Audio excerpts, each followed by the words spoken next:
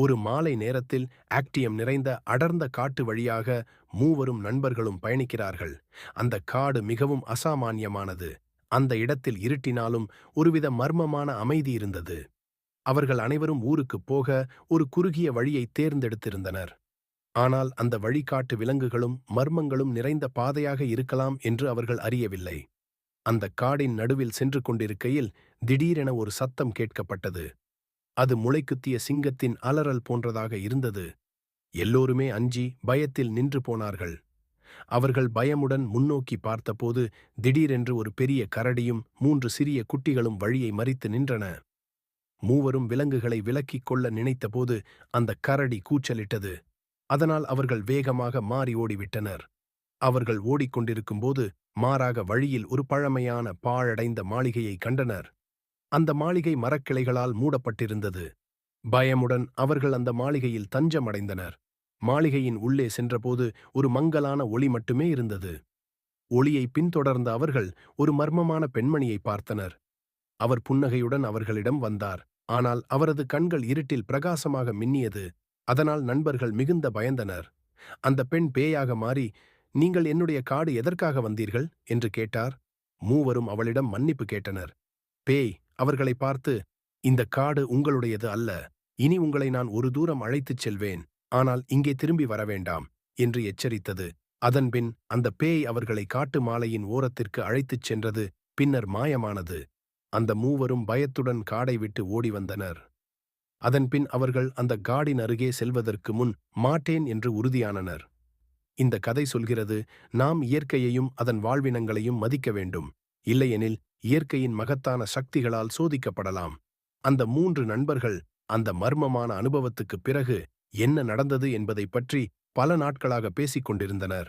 அவர்கள் மட்டும் அந்த காடு பற்றி பயப்படவில்லை, அந்த பேயின் வலிமையையும் அதன் எச்சரிக்கையையும் கவனித்திருந்தனர். அதே சமயம் அவர்கள் ஒரே மாதிரியான கனவுகளை சந்திக்கத் தொடங்கினர். அந்த கனவுகளில் அந்த பேய் அவர்களுடன் மீண்டும் பேச வந்தது. "நீங்கள் மனிதர்கள், இந்த காடு என் வீடு. ஆனால் இந்த இடத்திற்கு கீழே இன்னும் பெரிய மர்மம் ஒன்று உள்ளது. உங்கள் இதயத்தில் நல்லவை இருந்தால் அதை கண்டுபிடியுங்கள். இல்லையெனில் நீங்கள் மீண்டும் எனது அனுபவத்தை சந்திக்க வேண்டியிருக்கும்" என்று பேய் கூறி மறைந்தது.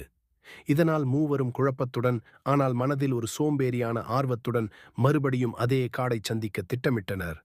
இம்முறை அவர்கள் காட்டுக்கு முன்பாக விஞ்ஞான உபகரணங்களையும் விளக்குகளையும் எடுத்துச் சென்றனர். காட்டின் வழியே மீண்டும் பயணித்தபோது மழை மூடிய இரவு நேரம். காற்றின் சத்தம் கூட அவர்களின் பயத்தை அதிகரித்தது. மாலையில் அவர்கள் மீண்டும் அந்த பழைய மாளிகையை அடைந்தனர். ஆனால் இம்முறை மாளிகை ஒளி நீக்கப்பட்டு அச்சுறுத்தல் நிறைந்திருந்தது.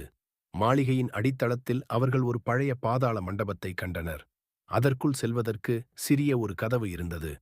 அதனை திறக்க முயன்றபோது கதவு தானாக திறக்கப்பட்டது. மேலும் கீழே செல்லும் படிகள் கிடைத்தன.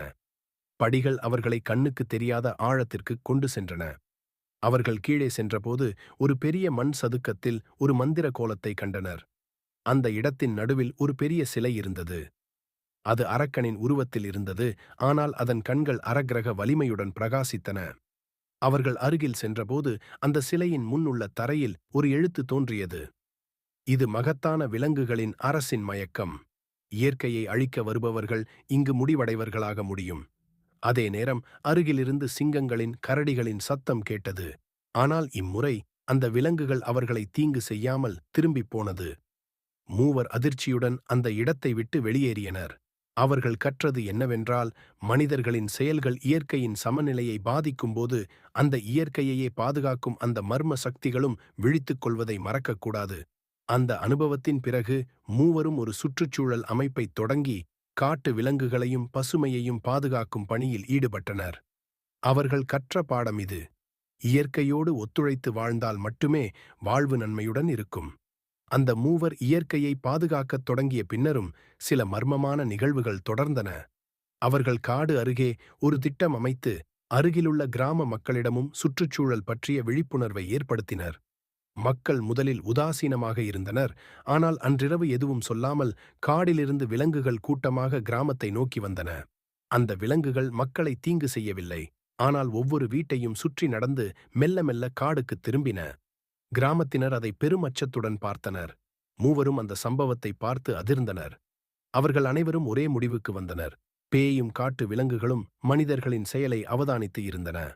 கொஞ்ச நாட்களில் மூவரில் ஒருவருக்கு மன்னிப்பு கேட்டபடி அதே பேய் கனவில் மீண்டும் தோன்றியது.